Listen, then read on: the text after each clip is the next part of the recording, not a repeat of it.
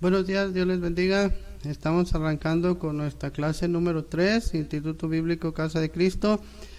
Les saludamos en el nombre del Señor Jesucristo y vamos a orar. Señor, te damos gracias porque tú eres bueno, porque permitiste que hoy amaneciéramos vivos y aquí estamos esperando recibir de ti, Señor, porque de ti viene toda la enseñanza y la sabiduría que viene de Dios, es la que queremos. Señor, abre nuestro corazón, abre nuestro entendimiento. Que esta palabra sea para edificación, Señor. Te damos gracias en el nombre de Jesucristo. Amén. Bueno, quiero hacerles una aclaración o una acotación al discurso pasado. Yo les dije que los apóstoles perseveraban en la oración y estudio de la Biblia, y les dije que no hacían retiro tras retiro. Bueno, no quiere decir que yo no crea en los retiros, yo creo en los retiros. Lo que no creo es en sustituir la palabra y sustituir la enseñanza de la lectura bíblica por retiros. Eso es en lo que no creo, Y también le dije que Jacobo no estaba con ellos porque ya había sido muerto. Se me fue la información ahí, no dice todavía. Más adelante es cuando dice que Jacobo es traspasado a espada, así que perdón por ese lapsus interruptus. Bueno, hoy vamos a empezar nuestra tercera clase, y recuerde usted que estábamos hablando nos quedamos en que el pueblo atónito, Pedro y el ex paralítico van al pórtico de Salomón. Pero antes de esto quiero platicarles que dice aquí en el 3:8, dice que el paralítico, el cojo, dice, saltando se puso de pie y anduvo y entró con ellos en el templo, andando y saltando y alabando a Dios. Y aquí se cumple la escritura de Isaías 35:6, que dice que el cojo saltará. Ya les platiqué que anteriormente al Señor Jesucristo no existía el don de sanidad, o no existía el ministerio de sanidad, y aquí vemos cómo se cumple esta parte de la escritura, ¿no? Y alguna vez lo hemos cantado y dice que el cojo saltará, con el arpa danzará, y la lengua de los mudos hablará. Bueno, eso del arpa no está ahí en Isaías, pero rima bien, ¿no? Así que entonces ahora vamos a empezar Hechos 3, verso 12. Bueno, desde el 11 dice que fueron al pórtico de Salomón. ¿Qué es el pórtico de Salomón? Bueno, el pórtico es un salón, o un salón, pues sí, un salón descubierto que estaba en el lado oriental del templo, en el patio de los gentiles, y era una construcción pensada para proteger el templo de los vientos fuertes que llegan del desierto, ¿no? Era un espacio que tenía 30 codos de ancho, que estos son 15 metros más o menos. Tenía 2 filas de columnas, y cada columna medía 25 codos de alto, es como 12 metros y medio de alto a todo lo largo de lo que es el templo. En este lugar el Señor Jesucristo dio varias enseñanzas, entre ellas la enseñanza del buen pastor, que tú la puedes ver en Juan 10:23, incluso ahí dice, el Señor Jesús enseñaba en el pórtico de Salomón. Bueno, estamos con que Pedro empieza otro discurso ante una gran multitud que se reunió porque no podían creer que esta persona paralítica fuera sana. Entonces, si tú te fijas cómo Dios tiene todo planeado de tal forma que este acontecimiento sirvió para tener auditorio, para que se juntara mucha gente a las cuales Pedro les predicaría. Y mira, tú que estudiaste literatura en la prepa, los sermones de Hechos tienen 4 elementos principales o preponderantes. Uno es que la proclamación de la era del Mesías había llegado. Siempre el discurso de Hechos hacía énfasis en esto. El otro punto es que tenía citas del Antiguo Testamento para probar que Jesús es el Mesías. Y el punto número 3 es que es una panorámica de la vida y del ministerio de Jesús, y especialmente de su resurrección. Y finalmente el punto número 4 el elemento número 4 era un llamado al arrepentimiento. Así que también tú, cuando le prediques en la calle a la gente, a tus vecinos, hay que usar este elemento, y siempre al final hay que conducirlos al arrepentimiento, ¿no? Porque no sabemos cuándo vayan a tener que entregar cuentas al Señor. Bueno, entonces estamos con que 3:12. Viendo esto, Pedro, viendo que se había reunido muchísima gente, respondió al pueblo y les dijo: varones israelitas, ¿por qué os maravilláis de esto? ¿O por qué ponéis los ojos en nosotros, como si por nuestro poder o piedad hubiéramos hecho andar a este? Vemos como Pedro, en su discurso aquí, lo que está tratando de desviar la atención que el pueblo tenía hacia ellos y enfocarla hacia el Señor Jesucristo, ¿no? Les dice, y les empieza a dar el discurso: el Dios de Abraham, de Isaac y de Jacob, el Dios de nuestros padres, ha glorificado a su Hijo Jesús, a quien vosotros entregasteis y negasteis delante de Pilato cuando éste había resuelto ponerle en libertad. Cuando les dice el Dios de Abraham, de Isaac y de Jacob, era algo muy familiar para el pueblo que estaba ahí, ¿no? Precisamente para que sepan de qué les está hablando, se refiere al Dios de Abraham, de Isaac y de Jacob. Y ya ven que usted sabe que ha leído los evangelios, dice que en el día de la Pascua se acostumbraba que podían o deberían dejar libre un prisionero, y Pilato pretendía dejar libre al Señor Jesucristo y condenar a Barrabás, pero el pueblo insistió en que querían a Barrabás, ¿no? Y aquí Pedro se los está recordando y dice: mas vosotros negasteis al santo y al justo y pedisteis que se os diese un homicida. Y matasteis al autor de la vida, a quien Dios ha resucitado de los muertos, de lo cual nosotros somos testigos. Testigos, una vez más se repite esto: testigos, testigos.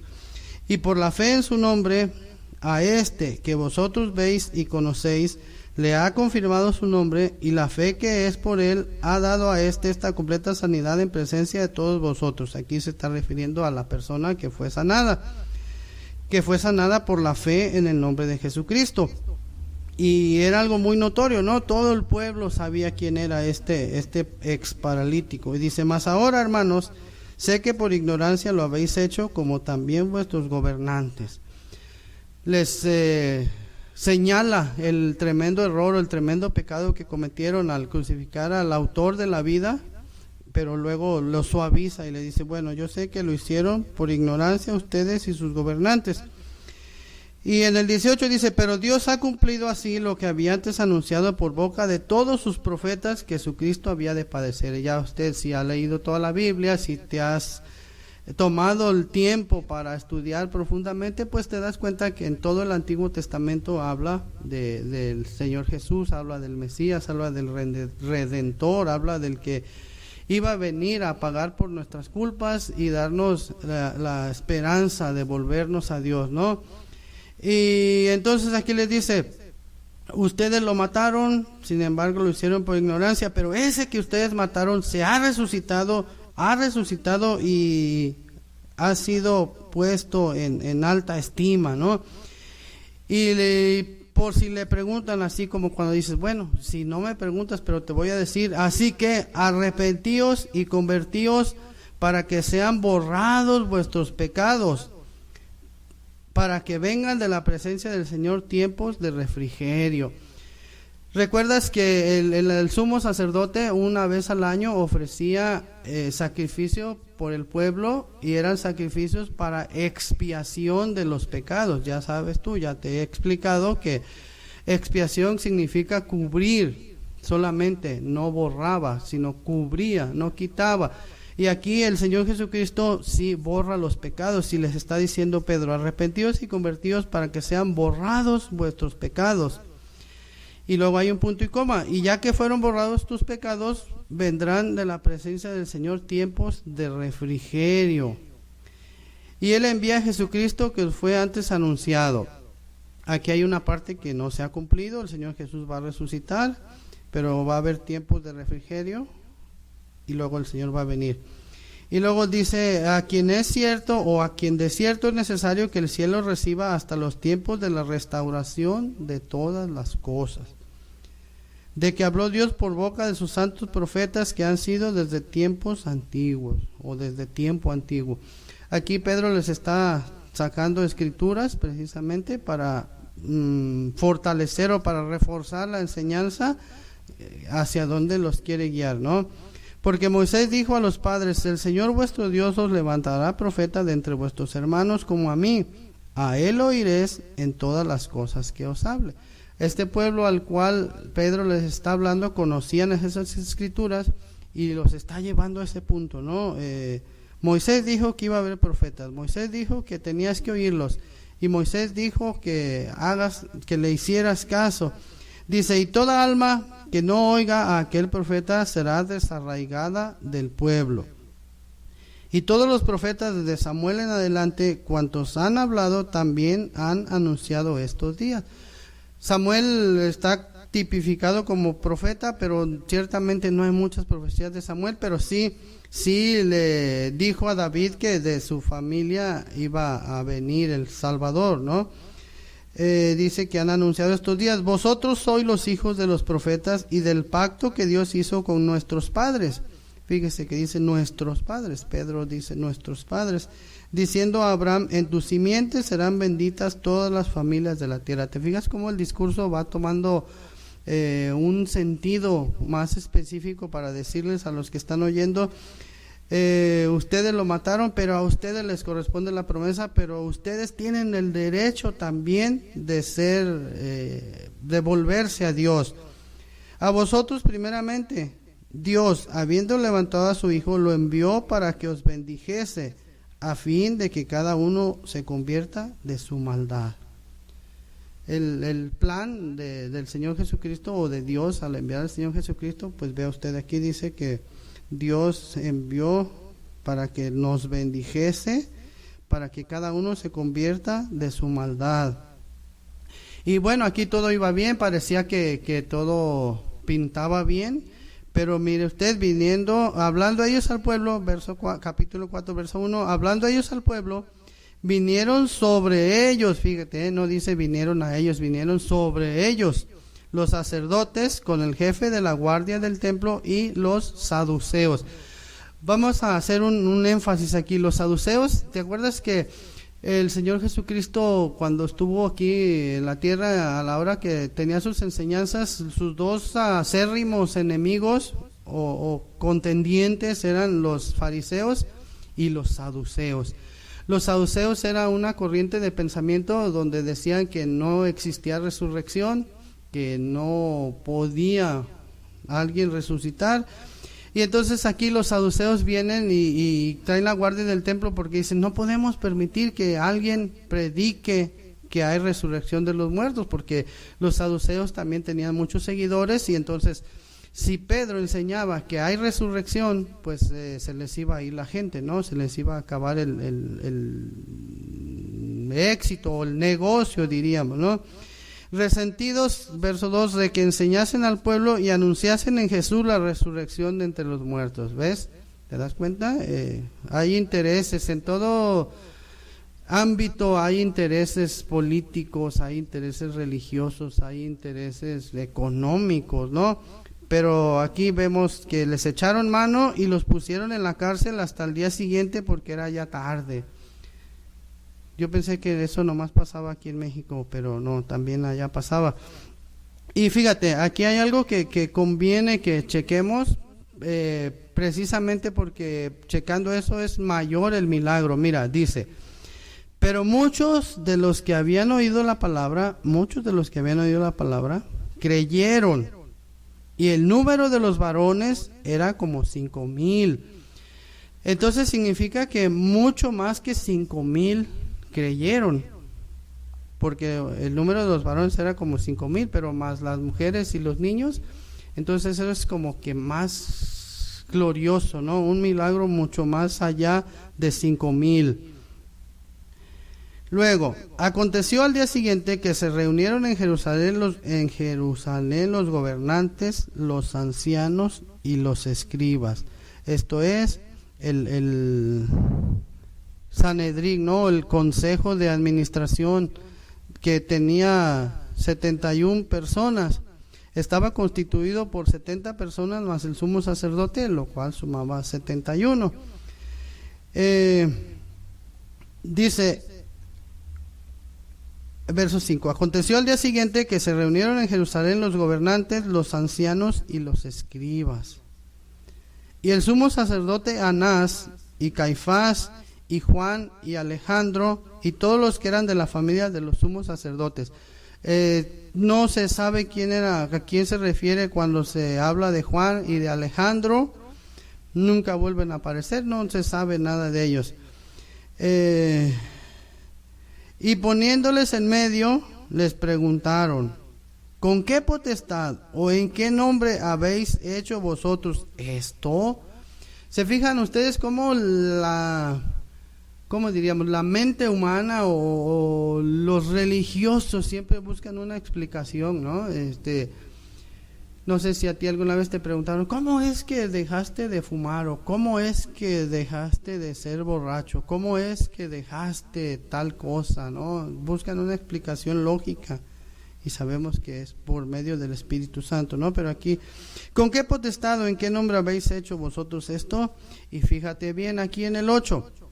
Entonces Pedro, fíjate bien, lleno del Espíritu Santo, les dijo: gobernantes del pueblo y ancianos de Israel. ¿Te fijas cómo la temática en todo esto que hemos estado estudiando es siempre eso? Llenos del Espíritu Santo, llenos del Espíritu Santo. Tú y yo somos parte del libro de Hechos, recuérdalo eso, y debemos ser llenos del Espíritu Santo. Les dijo: gobernantes del pueblo y ancianos de Israel, puesto que hoy se nos interroga acerca del beneficio hecho a un hombre enfermo, de qué manera éste haya sido sanado. También aquí había un problema de carácter religioso. En la ley de Dios estaba prohibido que un enfermo entrara al templo, ¿no? Lógicamente, porque pues contaminaba, ¿no? Y este hombre fue levantado de su lecho, caminaba, pero lógicamente dice ahí que en cuanto fue sanado entró al templo saltando y alabando. Entonces los vecinos o los críticos o los religiosos lo veían con su misma ropa, no sé, sus mismos guaraches, pues tal vez descuidado, ¿no? Barbón y el pelo hirsuto y desgreñado. Bueno, entonces a lo mejor las apariencias engañan, ¿no? Y a veces también nosotros somos un poco, ¿cómo diríamos? Prejuiciosos, ¿no? Pero aquí vamos a ver que no debemos ser prejuiciosos. Entonces ellos hacían mucho escándalo porque al verlo decían: pero pues ¿cómo este impuro anda aquí adentro, ¿no? Y les dice: sea notorio a todos vosotros y a todo el pueblo de Israel que en el nombre de Jesucristo de Nazaret, a quien vosotros crucificasteis y a quien Dios resucitó de los muertos, por él este hombre está en vuestra presencia sano.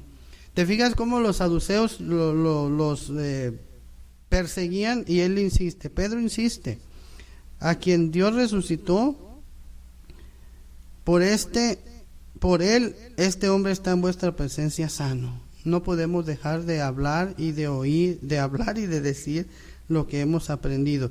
Y mira, después en el verso 11 dice: este Jesús es la piedra reprobada por vosotros los edificadores, la cual ha venido a ser cabeza del ángulo.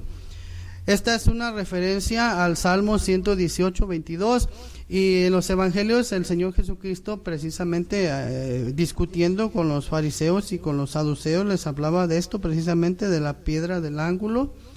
Y vemos aquí como Pedro, bueno, quiero que notes por favor que en estos 3 años y medio que Pedro pasó con el Señor Jesucristo, aprendiendo, y ve como pareciera como que no había aprendido en capítulos anteriores.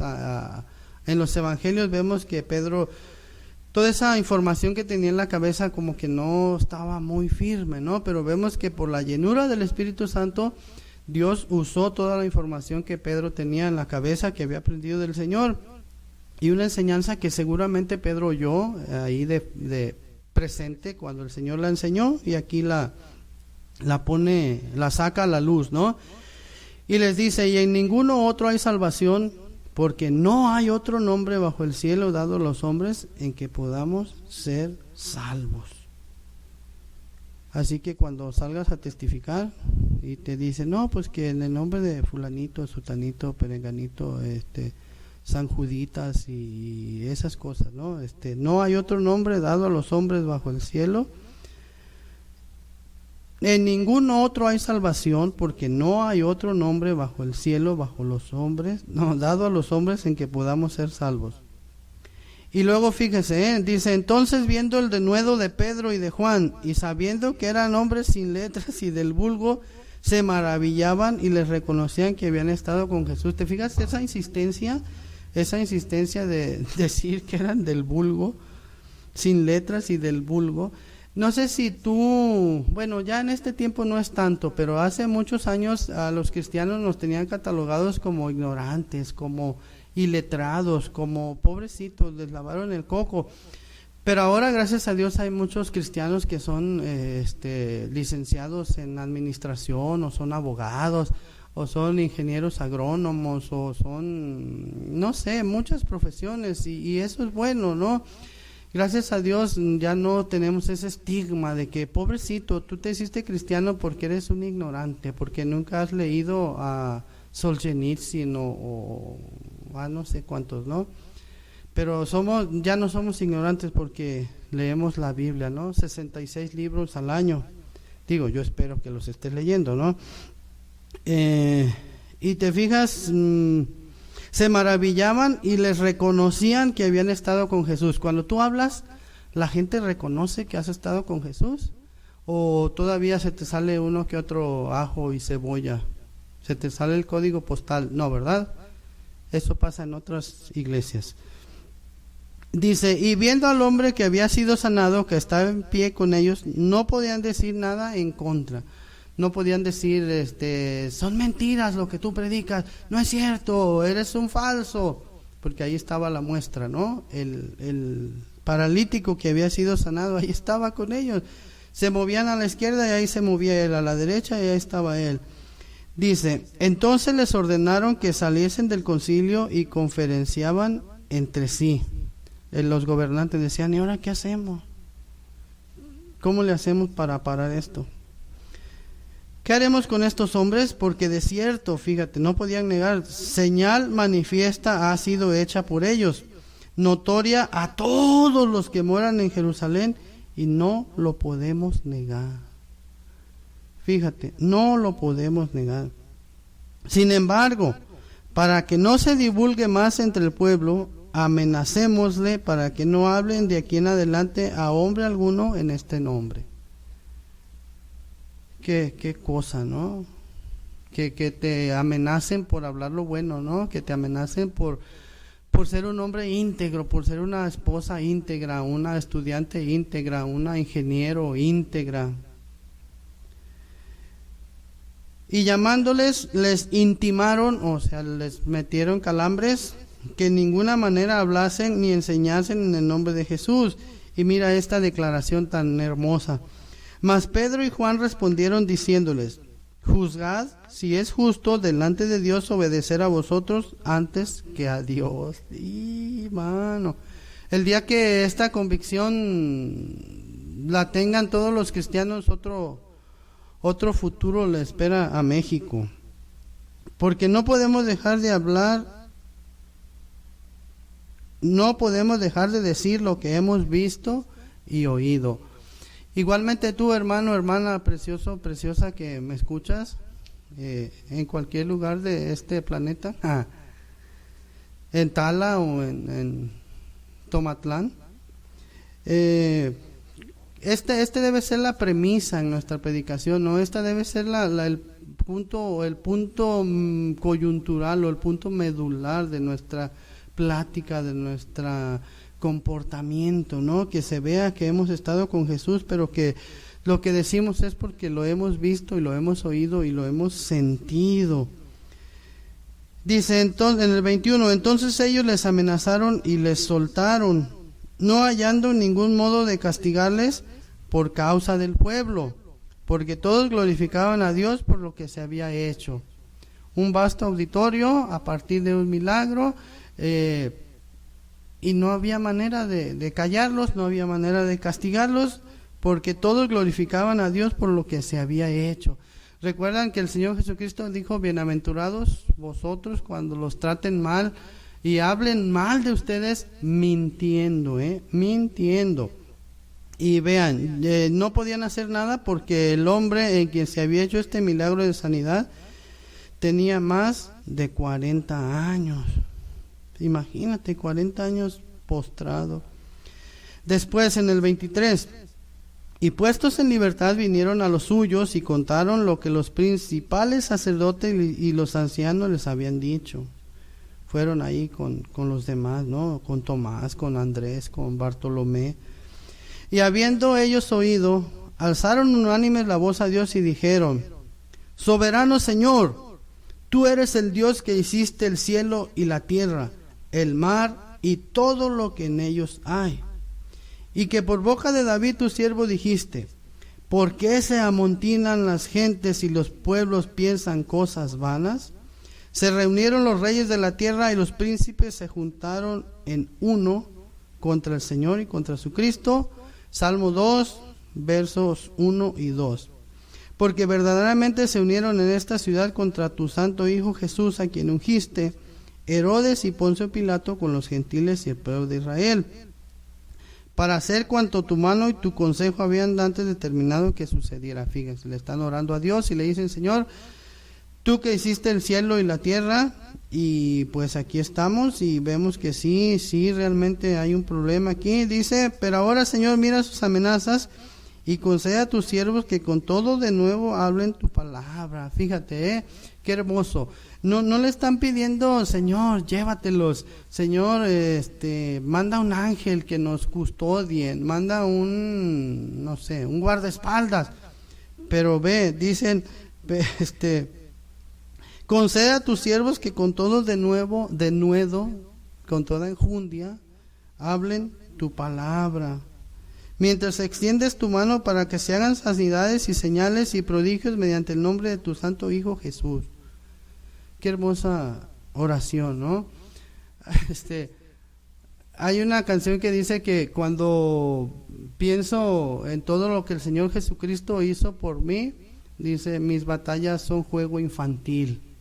Y a veces nosotros nos entristecemos porque Dios no nos da una pantalla de plasma, o porque no podemos ir a Cancún, o porque no tenemos un Mustang, o porque no tenemos, no sé, tantas cosas, ¿no? Y ellos le dicen a Dios que les dé denuedo para hablar la palabra. Y también le piden que el Señor extienda su mano para que podamos, o en este caso ellos pudieran hacer sanidades y prodigios mediante el nombre de tu santo Hijo Jesús. Estamos en el libro de Hechos, hermano. Tú puedes orar por alguien enfermo y Dios lo puede sanar, pero sobre todo háblale y dile que lo quieres ver en el cielo, que quieres verlo allá, porque el boleto ya está pagado, solamente hay que aceptarlo.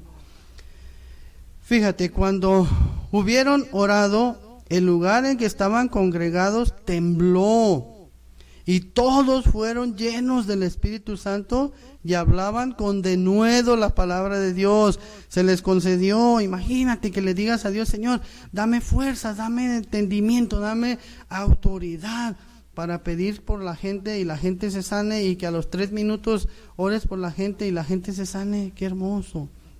Y mira, yo quiero que notes esto, por favor. Dice que todos fueron llenos del Espíritu Santo.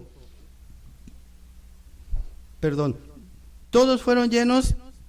Entonces, ¿qué no habían sido llenos ya un capítulo antes, 2 capítulos? Si no habían sido llenos antes, al empezar el libro de Hechos.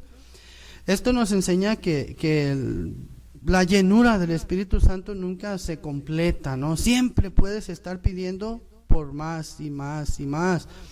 Recuerden ustedes que el Señor Jesucristo dice que el Padre le dará su Espíritu Santo a todo aquel que lo pida. Entonces no hay una medida en que digas: yo ya soy totalmente lleno del Espíritu Santo. Siempre hay más, siempre podemos ir de victoria en victoria, de gloria en gloria y de victoria en victoria, ¿no?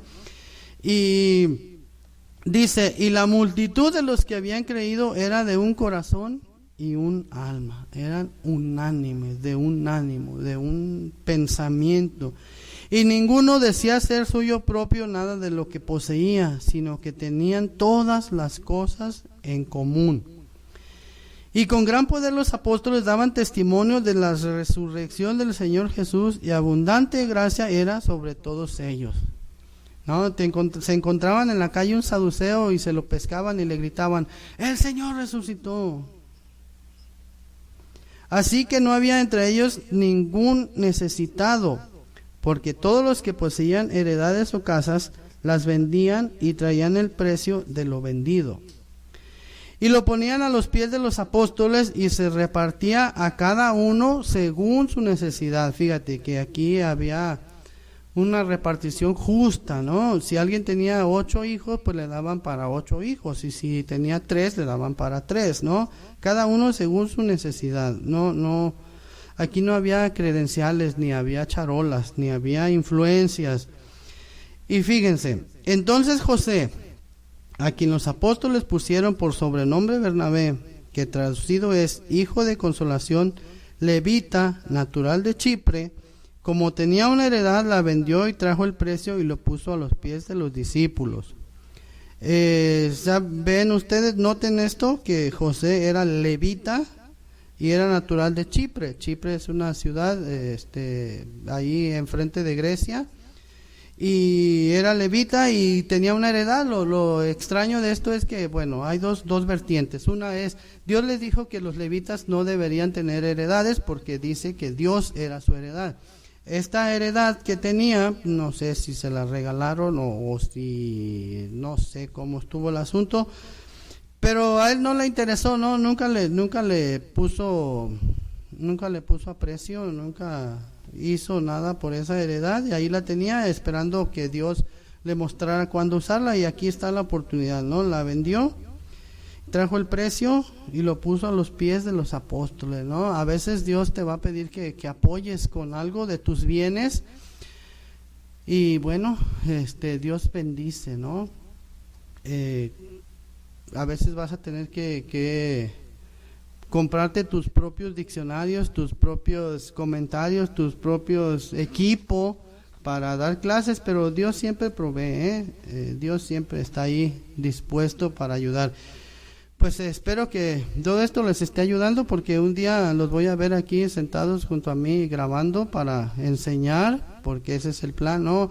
Alguna vez Dios me dijo que me preparara para enseñar a los más jóvenes, y bueno, eso también te lo va a decir a ti. Ahora, ahí les va el cuestionario para que darme cuenta que cuando me contesten esto es porque sí oyeron el audio. Hoy son nada más 5 preguntas. Pregunta 1, Pedro les dice: arrepentíos y convertíos para que sean, espacio en blanco, vuestros pecados.